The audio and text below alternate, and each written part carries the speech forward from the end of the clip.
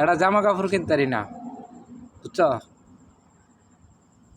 একটা জামা কাপড় কিনতারি না, ঈদ গেছে 3টা।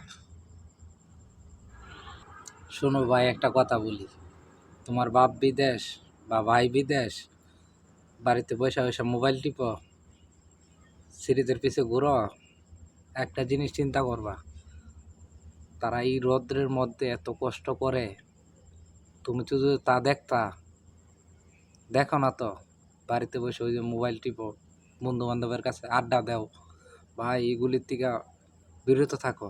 একসময় আমি নিজে দিছি, একসময় বন্ধু বান্ধবের পিছিয়ে অনেক সময় দিছি, এখন কি জানো, স্বার্থের কারণে সব দূরে সরে যা। স্বার্থ যদি না হয় না, কেউ কাছে আসে না, বাপের ভাই চাচা তাও আসবে না স্বার্থে। তো একটা কথা বলি, যদি বাপ ভাই বা বিদেশ থেকে থাকে তাদের খোঁজ নেও।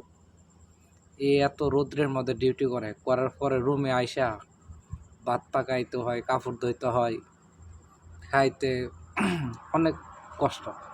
এই যে একটা রুমের মধ্যে আছে না, 15, 16, 20 জন লোক ঘুমাই, তুমি তাজও দেখতা, তোমার চোখের পানি ধরে রাখতে পারতাম। কথাগুলি কইতেছি না ভাই, বিশ্বাস করো, অন্তর থেকে কইতেছি। তুমি আমার কথা বুঝতে না, তুমি যতক্ষণ না আইতা, প্রবাসে না আসবা। কারণ আমি একসময় বিশ্বাস করতাম না, আমি ভাইয়ের কাছে ওই আবদার চাইতাম, ওই আবদার করতাম।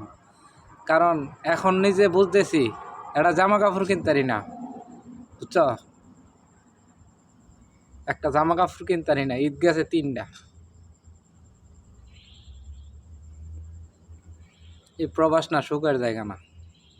যদি বাপ ভাই বিদেশ থাইকা থাকে বা তোমার জামাই থাইকে থাকে, খোঁজ নেও, এদের ভালোবাসা দেও। এরা আর কিছু চায় না, শুধু ভালোবাসা চায়, যাতে আমার পরিবার এত কষ্ট করে, আমার পরিবার যাতে সুখে থাকে। এগুলি কেউ দেখবো না।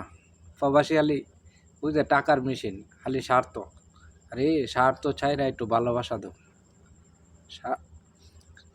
একটা জিনিস মনে রাখবা, যখন একজন বাঁচবো তখন ওর কাছ থেকে আশা করতে পারবা, যদি ওর না বাঁচে ওর কাছ থেকে আশা করলে বুঝতে পাইবা না। তো এইটাই, এই প্রবাস সুখের জায়গা না।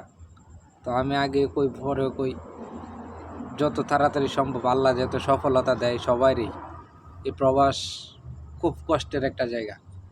না আসলে বুঝতাম না যে এই প্রবাস কি। আসসালামু আলাইকুম, সবাই ভালো থাকেন। ভাল লাগে না।